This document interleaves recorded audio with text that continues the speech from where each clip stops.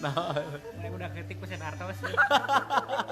Halo, selamat datang kembali di channel Yeni Adityana.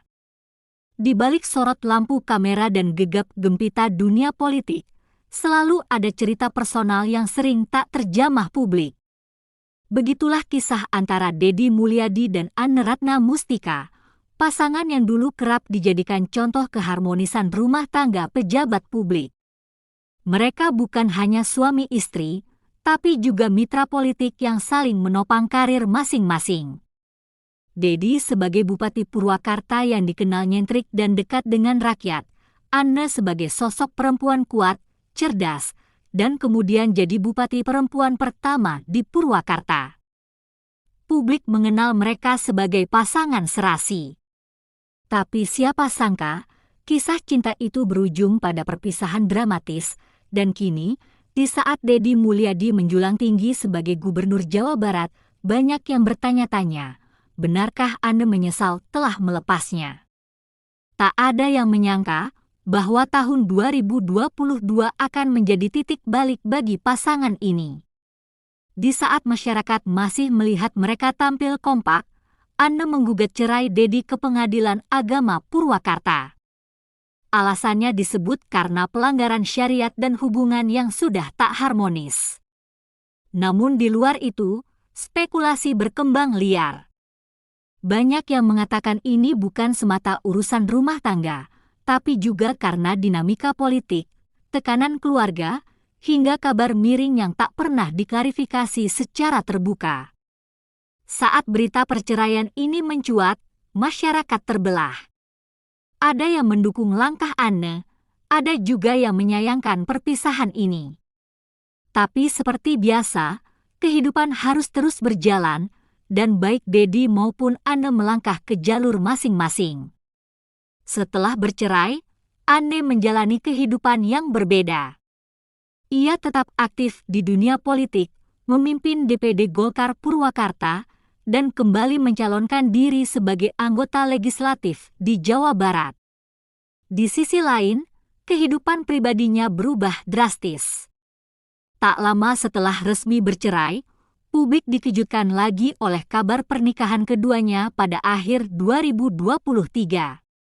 Sosok suaminya kini, Iskandar, bukan politisi, melainkan seorang profesional yang bekerja di sektor keuangan dan dikenal cukup mapan. Pernikahan itu sempat viral di media sosial. Banyak yang mengucapkan selamat, tapi tak sedikit pula yang menyindir. Cepat banget move on-nya, kata sebagian netizen. Dan sejak saat itu, kehidupan Anne tak pernah benar-benar lepas dari sorotan publik. Sementara itu, Deddy Mulyadi justru menapak tangga politik yang lebih tinggi. Setelah masa baktinya di DPR RI, ia kembali menjejak tanah Jawa Barat dengan semangat yang luar biasa. Ia belusukan dari desa ke desa, tidur di rumah warga, naik motor ke pelosok, dan mengunggah semua kegiatannya ke media sosial. Dalam waktu singkat, citranya melejit sebagai pemimpin yang sederhana, merakyat, dan apa adanya. Banyak warga Jawa Barat yang terpikat dengan gaya kepemimpinan ini, hingga akhirnya suara pun terkumpul dan kemenangan pun tiba. Deddy Mulyadi resmi dilantik sebagai Gubernur Jawa Barat menggantikan Ridwan Kamil. Publik pun kembali menoleh pada Anne, dengan pertanyaan tak terucap, apa rasanya melihat mantan suami menjadi gubernur? Kini, posisi Anne berubah. Dulu, ia dikenal sebagai istri bupati, lalu istri anggota DPR, kini ia adalah mantan istri gubernur. Di media sosial, beberapa netizen menyebutnya mantan ibu gubernur yang gagal bertahan. Kalimat itu memang pedas, tapi begitulah dunia maya, selalu punya komentar tajam. Apalagi, Deddy Mulyadi kini kerap tampil bersama para pendukungnya yang sebagian besar perempuan, dan tidak sedikit dari mereka yang terang-terangan mengagumi Deddy. Di sisi lain, Anne tetap mempertahankan image anggun dan profesional. Namun di balik itu semua, Kabar yang menyebut bahwa ia sedang menghadapi tekanan mental akibat sorotan publik tak bisa dipungkiri. Apalagi, belakangan namanya terseret dalam dugaan gratifikasi atas mobil mewah. Belum tentu bersalah, tapi citra Anne sebagai politisi perempuan kini sedang diuji. Ada yang mengatakan, mungkin Anne terlalu cepat mengambil keputusan cerai. Di saat pernikahan mereka bisa saja diperbaiki, Anne memilih keluar dari rumah tangga yang sudah mereka bangun selama belasan tahun. Tapi siapa yang bisa menilai keputusan orang lain? Mungkin bagi Anne, perpisahan itu adalah bentuk perjuangan. Namun, ketika melihat Deddy Mulyadi kini dielulukan sebagai pemimpin masa depan, sebagai figur yang karismatik dan kuat, publik mulai bertanya-tanya, kalau masih bersama, Anne bisa jadi ibu gubernur, loh. Kalimat semacam itu mungkin terdengar mengganggu, tapi faktanya, narasi itu kini hidup di tengah masyarakat. Tentu Anne bukan perempuan lemah. Ia pernah memenangkan pilkada secara mandiri, dan membuktikan bahwa dirinya bukan hanya bayang-bayang sang suami. Tapi menjadi perempuan di dunia politik selalu tak mudah. Beban ekspektasi, tekanan sosial, dan stigma sebagai perempuan gagal mempertahankan rumah tangga seringkali tak adil. Padahal, Anne telah berjuang dengan caranya sendiri. Ia membesarkan anak-anaknya, membangun karir politik, dan mencoba melangkah ke depan. Tapi tetap saja, bayang-bayang Deddy Mulyadi sebagai mantan yang kini lebih sukses selalu membuntutinya. Menariknya, hingga kini Anne belum pernah blak-blakan soal perasaannya setelah Deddy menjadi gubernur.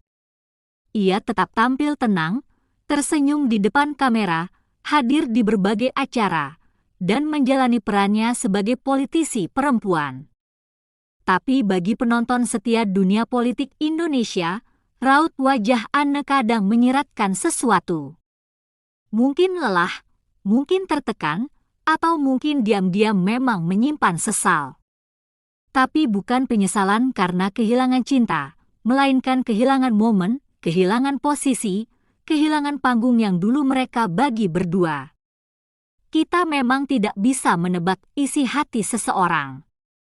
Tapi kisah Anne dan Deddy ini seolah menjadi cermin kehidupan, bahwa hidup tak selalu berjalan sesuai rencana. Bahwa keputusan besar seperti perceraian bisa jadi pintu menuju kebebasan, tapi juga bisa menjadi titik awal penyesalan yang panjang. Dan bahwa dalam dunia yang penuh sorotan seperti politik, kisah pribadi bisa menjadi konsumsi publik, bahkan di saat kita ingin melupakannya. Anne mungkin tak pernah mengucap, menyesal, tapi dari sorot matanya, dari unggahan-unggahannya, dari diamnya saat ditanya soal sang mantan, publik bisa menerka-nerka, apa benar tak ada rasa ingin memutar waktu. Kalau kamu berada di posisi Anne, apa yang akan kamu lakukan? Tulis pendapat kamu di kolom komentar. Kisah mereka bukan sekadar gosip. Ini adalah potret nyata dari betapa rumitnya kehidupan di balik kekuasaan, cinta, dan ambisi. Dan siapa tahu, ini bisa jadi pelajaran buat kita semua. Terima kasih telah menonton video ini sampai akhir dan jangan lupa untuk like dan subscribe agar tidak ketinggalan informasi menarik lainnya dari channel ini. Sampai jumpa di video berikutnya.